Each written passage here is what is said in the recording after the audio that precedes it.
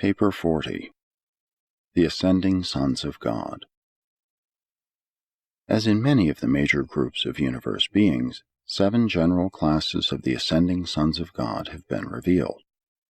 1. Father-fused mortals. 2. Son-fused mortals.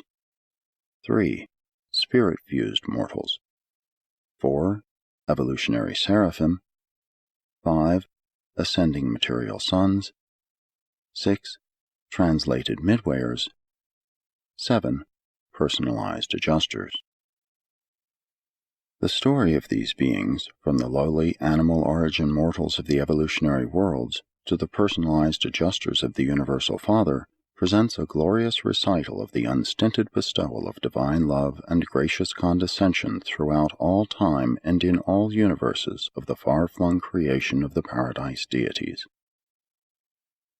These presentations began with the description of the deities, and group by group the narrative has descended the universal scale of living beings until it has reached the lowest order of life endowed with the potential of immortality, and now am I dispatched from Salvington, one time a mortal of origin on an evolutionary world of space, to elaborate and continue the recital of the eternal purpose of the gods respecting the ascending orders of sonship, more particularly with regard to the mortal creatures of time and space. Since the greater part of this narrative will be devoted to a discussion of the 3 basic orders of ascending mortals, consideration will first be given to the non-mortal ascending orders of sonship, seraphic, Adamic, midwayer, and adjuster. 1. Evolutionary seraphim. Mortal creatures of animal origin are not the only beings privileged to enjoy sonship. The angelic hosts also share the supernal opportunity to attain paradise. Guardian seraphim, through experience and service with the ascending mortals of time, also achieve the status of ascendant sonship. Such angels attain paradise through Seraphington, and many are even mustered into the core of mortal finality. To climb to the supernal heights of finaliter sonship with God is a masterly achievement for an angel, an accomplishment far transcending your attainment of eternal survival through the plan of the eternal Son and the ever-present help of the indwelling adjuster, but the guardian seraphim and occasionally others do actually effect such ascensions. 2. Ascending material sons. The material sons of God are created in the local universe along with the Melchizedeks and their associates, who are all classified as descending sons. And indeed the planetary atoms, the material sons and daughters of the evolutionary worlds, are descending sons, coming down to the inhabited worlds from their spheres of origin, the capitals of the local systems. When such an Adam and Eve are wholly successful in their joint planetary mission as biologic uplifters, they share the destiny of the inhabitants of their world. When such a world is settled in the advanced stages of light and life, this faithful material son and daughter are permitted to resign all planetary administrative duties, and after being thus liberated from the descending adventure, they are permitted to register themselves as perfected material sons on the records of the local universe. Likewise, when planetary assignment is long delayed, may the material sons of stationary status, the citizens of the local systems, withdraw from the activities of their status spheres and similarly register as perfected material sons. After these formalities, such liberated Adams and Eves are accredited as ascending sons of God and may immediately begin the long journey to Havana and Paradise, starting at the exact point of their then present status and spiritual attainment. And they make this journey in company with the mortal and other ascending sons, continuing until they have found God and have achieved the core of mortal finality in the eternal service of the Paradise deities. 3. Translated midwayers. Although deprived of the immediate benefits of the planetary bestowals of the descending sons of God, though the Paradise ascent is long deferred, nevertheless, soon after an evolutionary planet has attained the intermediate epochs of light and life, if not before, both groups of midwayers are released from planetary duty. Sometimes the majority of them are translated, along with their human cousins, on the day of the descent of the Temple of Light and the elevation of the planetary prince to the dignity of planetary sovereign. Upon being relieved of planetary service, both orders are registered in the local universe as ascending sons of God and immediately begin the long paradise ascent by the very routes ordained for the progression of the mortal races of the material world. The primary group are destined to various Finaliter Corps, but the secondary or Adamic midwayers are all routed for enrollment in the mortal corps of finality. 4. Personalized Adjusters. When the mortals of time fail to achieve the eternal survival of their souls in planetary association with the spirit gifts of the Universal Father, such failure is never in any way due to neglect of duty, ministry, service, or devotion on the part of the adjuster. At mortal death, such deserted monitors return to Divinington, and subsequently, following the adjudication of the non-survivor, they may be reassigned to the worlds of time and space. Sometimes, after repeated services of this sort, or following some unusual experience, such as functioning as the indwelling adjuster of an incarnated bestowal son, these efficient adjusters are personalized by the Universal Father. Personalized adjusters are beings of a unique and unfathomable order. Originally of existential pre-personal status, they have experientialized by participation in the lives and careers of the lowly mortals of the material worlds. And since the personality bestowed upon these experienced thought adjusters takes origin and has its wellspring in the Universal Father's personal and continuing ministry of the bestowals of experiential personality upon his creature creation, these personalized adjusters are classified as ascending sons of God, the highest of all such orders of sonship. 5. Mortals of time and space. Mortals represent the last link in the chain of those beings who are called sons of God. The personal touch of the original and eternal Son passes on down through a series of decreasingly divine and increasingly human personalizations until there arrives a being much like yourselves, one you can see, hear, and touch. And then you are made spiritually aware of the great truth which your faith may grasp, sonship with the eternal God. Likewise does the original and infinite Spirit, by a long series of decreasingly divine and increasingly human orders, draw nearer and nearer to the struggling creatures of the realms, reaching the limit of expression in the angels, than whom you were created but a little lower, who personally guard and guide you in the life journey of the mortal career of time.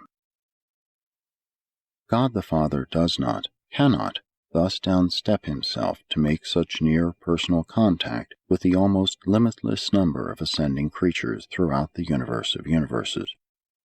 But the Father is not deprived of personal contact with his lowly creatures.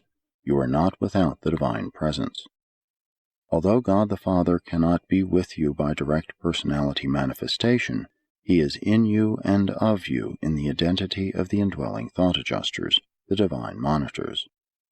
Thus does the Father, who is the farthest from you in personality and in spirit, draw the nearest to you in the personality circuit and in the spirit touch of inner communion with the very souls of his mortal sons and daughters. Spirit identification constitutes the secret of personal survival and determines the destiny of spirit ascension.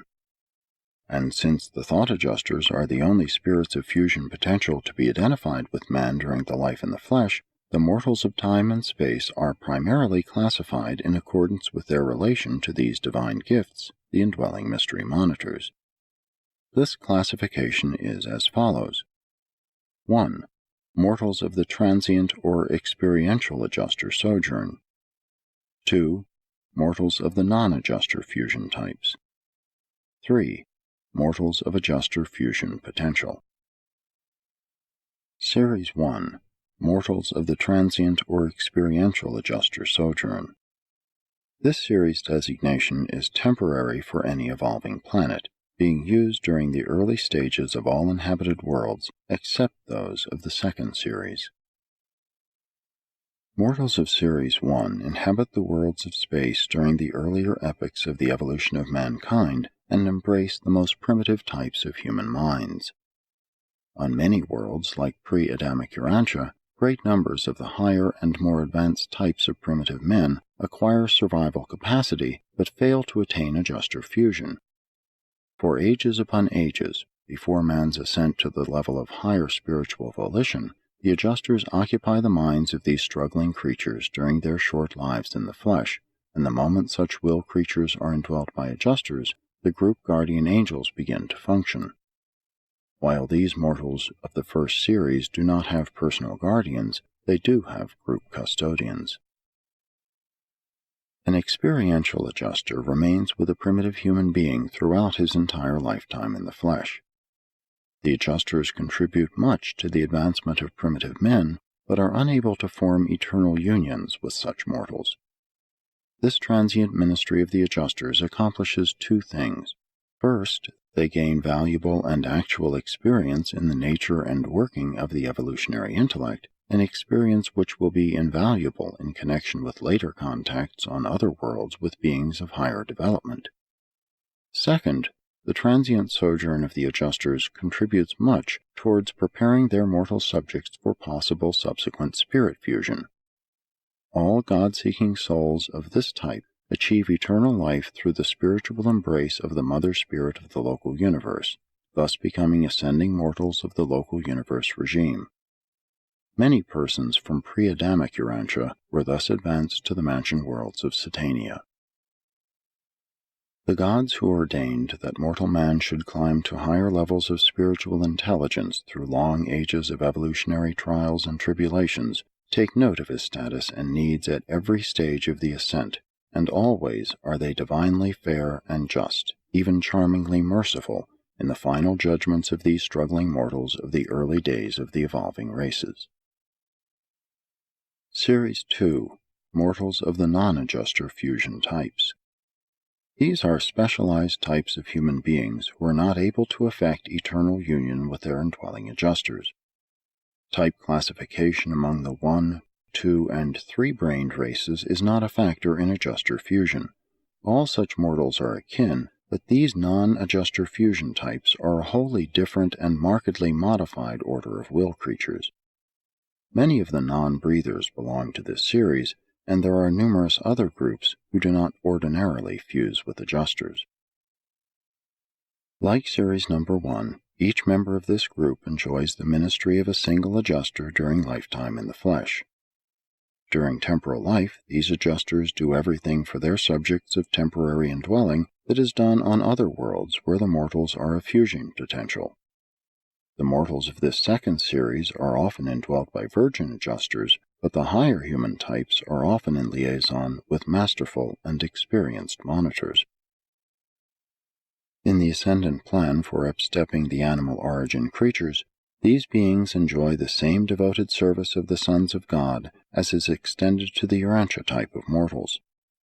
Seraphic cooperation with adjusters on the non-fusion planets is just as fully provided as on the worlds of fusion potential. The guardians of destiny minister on such spheres just as on Urantia, and similarly function at the time of mortal survival, at which time the surviving soul becomes spirit-fused. When you encounter these modified mortal types on the mansion worlds, you will find no difficulty in communicating with them. There they speak the same system language, but by a modified technique. These beings are identical with your order of creature life in spirit and personality manifestations, differing only in certain physical features and in the fact that they are non-fusible with thought adjusters. As to just why this type of creature is never able to fuse with the adjusters of the Universal Father, I am unable to say.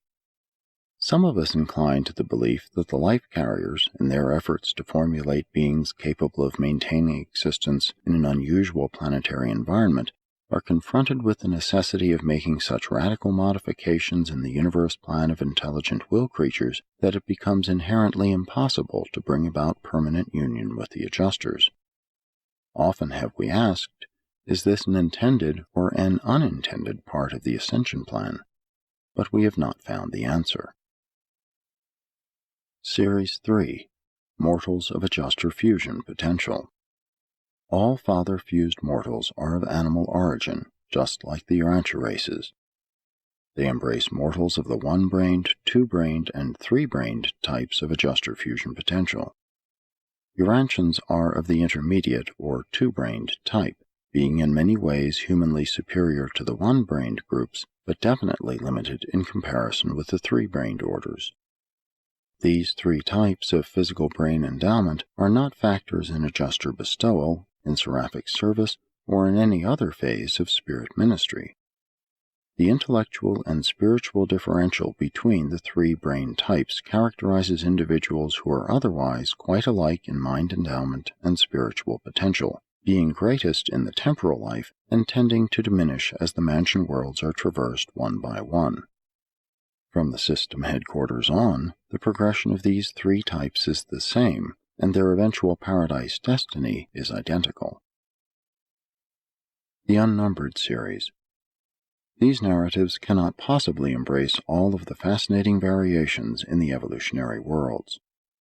You know that every 10th world is a decimal or experimental planet, but you know nothing of the other variables that punctuate the processional of the evolutionary spheres. There are differences too numerous to narrate even between the revealed orders of living creatures as between planets of the same group, but this presentation makes clear the essential differences in relation to the ascension career.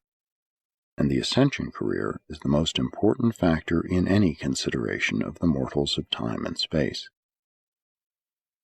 As to the chances of mortal survival, let it be made forever clear.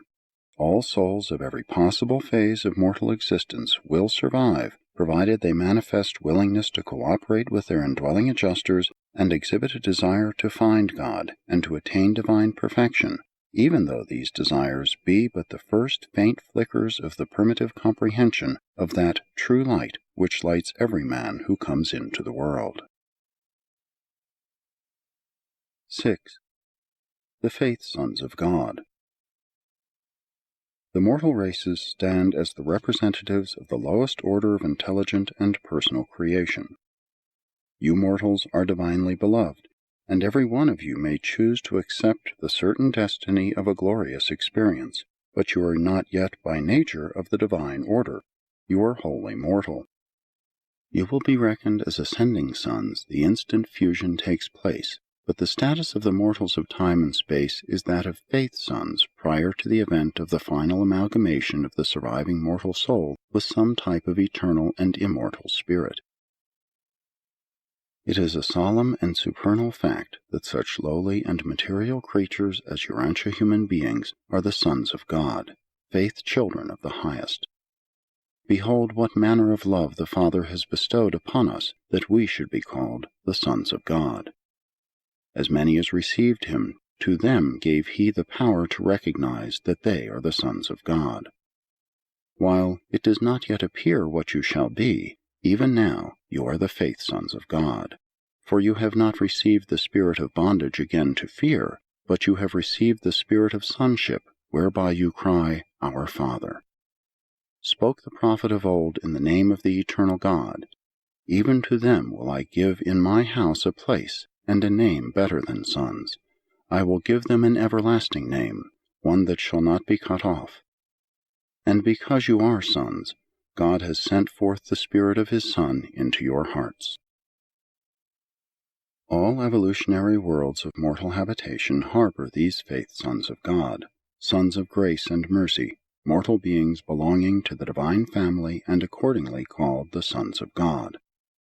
Urantia mortals are entitled to regard themselves as being the sons of God because 1. You are sons of spiritual promise, faith sons. You have accepted the status of sonship. You believe in the reality of your sonship, and thus does your sonship with God become eternally real. 2. A Creator Son of God became one of you. He is your elder brother in fact, and if in spirit you become truly related brothers of Christ, the victorious Michael, then in spirit must you also be sons of that Father which you have in common, even the universal Father of all. 3. You are sons because the spirit of a son has been poured out upon you, has been freely and certainly bestowed upon all Urantia races. This spirit ever draws you toward the divine Son, who is its source, and toward the Paradise Father, who is the source of that divine Son. 4. Of his divine free willness, the Universal Father has given you your creature personalities. You have been endowed with a measure of that divine spontaneity of free will action which God shares with all who may become his sons. 5. There dwells within you a fragment of the Universal Father, and you are thus directly related to the Divine Father of all the sons of God. 7. Father-fused mortals. The sending of adjusters, their indwelling, is indeed one of the unfathomable mysteries of God the Father. These fragments of the divine nature of the Universal Father carry with them the potential of creature immortality. Adjusters are immortal spirits, and union with them confers eternal life upon the soul of the fused mortal. Your own races of surviving mortals belong to this group of the ascending sons of God. You are now planetary sons, evolutionary creatures derived from the life-carrier implantations and modified by the Adamic life infusion, hardly yet ascending sons, but you are indeed sons of ascension potential, even to the highest heights of glory and divinity attainment, and this spiritual status of ascending sonship you may attain by faith and by free will cooperation with the spiritualizing activities of the indwelling adjuster. When you and your adjusters are finally and forever fused, when you two are made one, even as in Christ Michael the Son of God and the Son of Man are one, then in fact have you become the ascending sons of God. The details of the adjuster career of indwelling ministry on a probationary and evolutionary planet are not a part of my assignment. The elaboration of this great truth embraces your whole career. I include the mention of certain adjuster functions in order to make a replete statement regarding adjuster-fused mortals. These indwelling fragments of God are with your order of being from the early days of physical existence through all of the ascending career in Nebadon and Warvanton, and on through Havona to Paradise itself. Thereafter, in the eternal adventure, this same adjuster is one with you and of you. These are the mortals who have been commanded by the Universal Father, "Be you perfect, even as I am perfect." The Father has bestowed himself upon you, placed his own spirit within you, therefore does he demand ultimate perfection of you.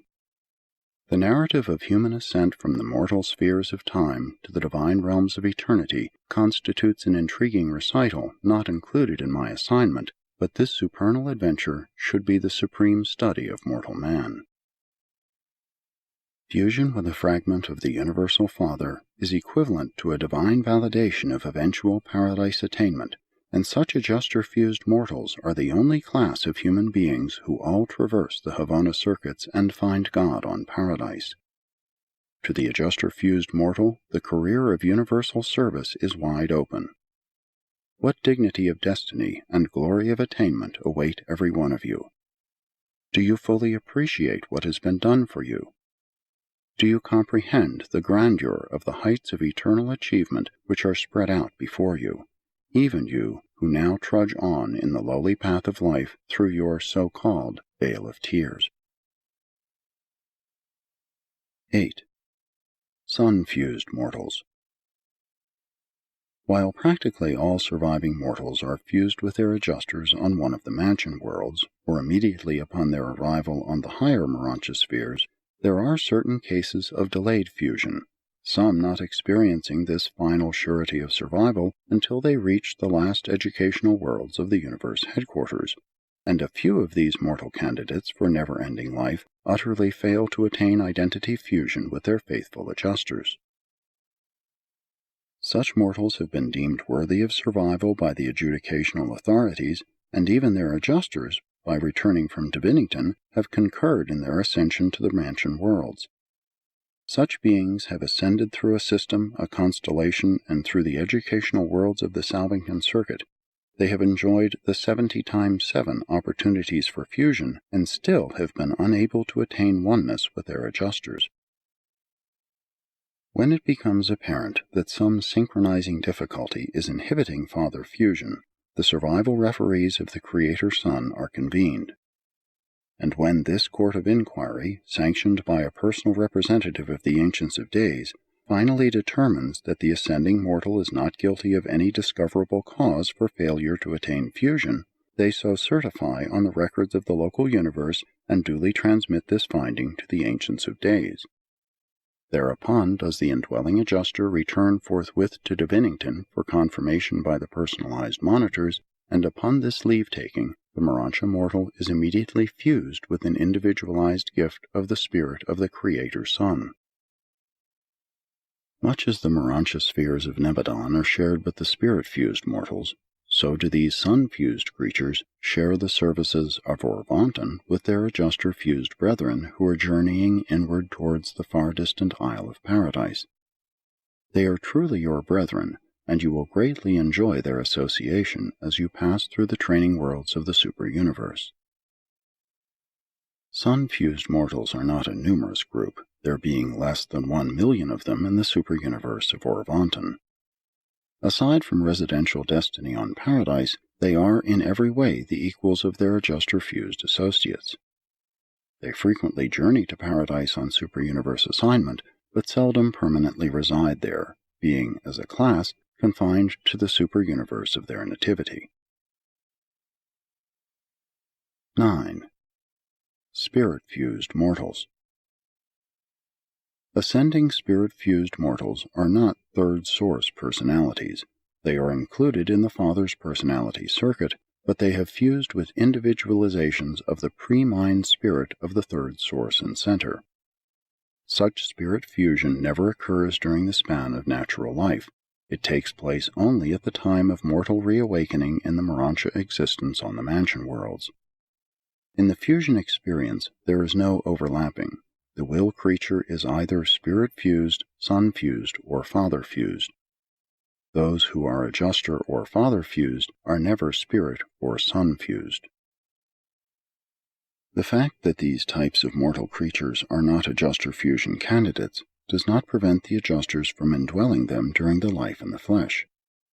Adjusters do work in the minds of such beings during the span of material life, but never become everlastingly one with their pupil souls. During this temporary sojourn, the adjusters effectively build up the same spirit counterpart of mortal nature, the soul, that they do in the candidates for adjuster fusion. Up to the time of mortal death, the work of the adjusters is wholly akin to their function in your own races, but upon mortal dissolution, the adjusters take eternal leave of these spirit fusion candidates and, proceeding directly to Divinington, the headquarters of all divine monitors, there await the new assignments of their order. When such sleeping survivors are repersonalized on the mansion worlds, the place of the departed adjuster is filled by an individualization of the spirit of the divine minister, the representative of the infinite spirit in the local universe concerned. This spirit infusion constitutes these surviving creatures spirit-fused mortals. Such beings are in every way your equals in mind and spirit, and they are indeed your contemporaries, sharing the mansion and Urantia spheres in common with your order of fusion candidates and with those who are to be sun-fused. There is, however, one particular in which spirit-fused mortals differ from their ascendant brethren. Mortal memory of human experience on the material worlds of origin survives death in the flesh because the indwelling adjuster has acquired a spirit counterpart or transcript of those events of human life which were of spiritual significance. But with spirit-fused mortals, there exists no such mechanism whereby human memory may persist. The adjuster transcripts of memory are full and intact, but these acquisitions are experiential possessions of the departed adjusters and are not available to the creatures of their former indwelling, who therefore awaken in the resurrection halls of the Urantia spheres of Nebadon as if they were newly created beings, creatures without consciousness of former existence. Such children of the local universe are enabled to repossess themselves of much of their former human memory experience through having it retold by the associated seraphim and cherubim, and by consulting the records of the mortal career filed by the recording angels. This they can do with undoubted assurance, because the surviving soul of experiential origin in the material and mortal life, while having no memory of mortal events, does have a residual experiential recognition response to these unremembered events of past experience. When a spirit-fused mortal is told about the events of the unremembered past experience, there is an immediate response of experiential recognition within the soul identity of such a survivor, which instantly invests the narrated event with the emotional tinge of reality and with the intellectual quality of fact, and this dual response constitutes the reconstruction, recognition, and validation of an unremembered facet of mortal experience. Even with adjuster fusion candidates, only those human experiences which were of spiritual value are common possessions of the surviving mortal and the returning adjuster, and hence are immediately remembered subsequent to mortal survival. Concerning those happenings which were not of spiritual significance, even these adjuster fusers must depend upon the attribute of recognition response in the surviving soul. And since any one event may have a spiritual connotation to one mortal but not to another, it becomes possible for a group of contemporary ascenders from the same planet to pool their store of adjuster-remembered events, and thus to reconstruct any experience which they had in common, and which was of spiritual value in the life of any one of them. While we understand such techniques of memory reconstruction fairly well, we do not grasp the technique of personality recognition. Personalities of one-time association mutually respond quite independently of the operation of memory, albeit memory itself and the techniques of its reconstruction are necessary to invest such mutual personality response with the fullness of recognition.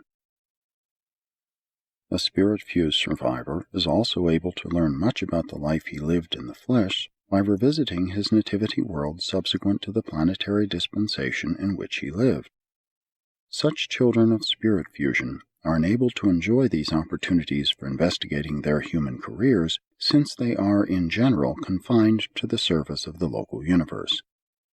They do not share your high and exalted destiny in the paradise core of the finality.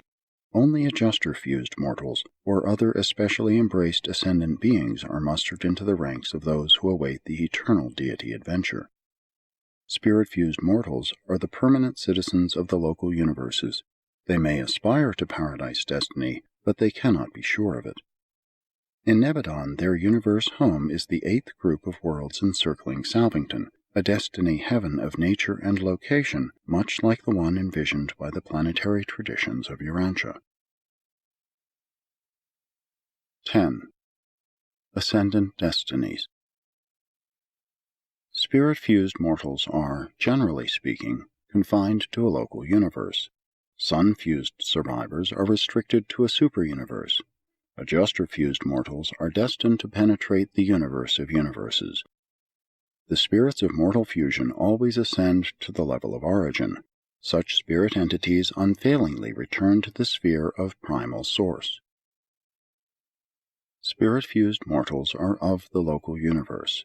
They do not, ordinarily, ascend beyond the confines of their native realm, beyond the boundaries of the space range of the spirit that pervades them.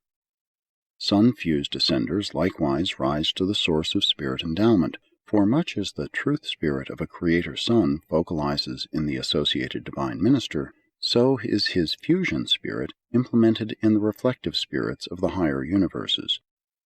Such spirit relationship between the local and the super-universe levels of God the Sevenfold may be difficult of explanation, but not of discernment, being unmistakably revealed in those children of the reflective spirits, the seraphic voices of the Creator Sons. The thought adjuster, hailing from the Father on Paradise, never stops until the mortal son stands face to face with the eternal God. The mysterious variable in associative technique whereby a mortal being does not or cannot become eternally fused with the indwelling thought adjuster may seem to disclose a flaw in the ascension scheme. Son and spirit fusion do superficially resemble compensations of unexplained failures in some detail of the paradise attainment plan, but all such conclusions stand in error. We are taught that all these happenings unfold in obedience to the established laws of the supreme universe rulers. We have analyzed this problem and have reached the undoubted conclusion that the consignment of all mortals to an ultimate paradise destiny would be unfair to the time-space universes, inasmuch as the courts of the Creator Sons and of the Ancients of Days would then be wholly dependent on the services of those who were in transit to higher realms. And it does seem to be no more than fitting that the local and the super-universe governments should each be provided with a permanent group of ascendant citizenship, that the functions of these administrations should be enriched by the efforts of certain groups of glorified mortals who are of permanent status, evolutionary complements of the Abundanters and of the Susatia. Now it is quite obvious that the present ascension scheme effectively provides the time-space administrations with just such groups of ascendant creatures, and we have many times wondered, does all this represent an intended part of the all-wise plans of the architects of the Master Universe designed to provide the Creator Sons and the Ancients of Days with a permanent ascendant population, with evolved orders of citizenship that will become increasingly competent to carry forward the affairs of these realms in the universe ages to come? That mortal destinies do thus vary in no wise proves that one is necessarily greater or lesser than another, merely that they differ. Adjuster-fused ascenders do indeed have a grand and glorious career as finalators spread out before them in the eternal future, but this does not mean that they are preferred above their ascendant brethren. There is no favoritism, nothing arbitrary in the selective operation of the divine plan of mortal survival. While the adjuster-fused finalators obviously enjoy the widest service opportunity of all, the attainment of this goal automatically shuts them off from the chance to participate in the age-long struggle of some one universe or super-universe, from the earlier and less settled epochs to the later and established eras of relative perfection attainment. Finalators acquire a marvelous and far-flung experience of transient service in all 7 segments of the grand universe, but they do not ordinarily acquire that intimate knowledge of any one universe which even now characterizes the spirit-fused veterans of the Nebadon Corps of Completion. These individuals enjoy an opportunity to witness the ascending processional of the planetary ages as they unfold one by one on 10 million inhabited worlds. And in the faithful service of such local universe citizens, experience superimposes upon experience until the fullness of time ripens that high quality of wisdom which is engendered by focalized experience, authoritative wisdom, and this in itself is a vital factor in the settling of any local universe. As it is with the spirit fusers, so it is with those sun-fused mortals who have achieved residential status on Uversa. Some of these beings hail from the earliest epochs of Orvanton, and they represent a slowly accumulating body of insight-deepening wisdom which is making ever-augmenting service contributions to the welfare and eventual settlement of the 7th superuniverse. What the ultimate destiny of these stationary orders of local and of superuniverse citizenship will be, we do not know, but it is quite possible that, when the Paradise Finalators are pioneering the expanding frontiers of divinity in the planetary systems of the first outer space level, their sun and spirit-fused brethren of the ascendant evolutionary struggle will be acceptably contributing to the maintenance of the experiential equilibrium of the perfected superuniverses, while they stand ready to welcome the incoming stream of paradise pilgrims who may, at that distant day, pour in through Orvanton and its sister creations as a vast spirit-questing torrent from these now uncharted and uninhabited galaxies of outer space. While the majority of spirit fusers serve permanently as citizens of the local universes, all do not.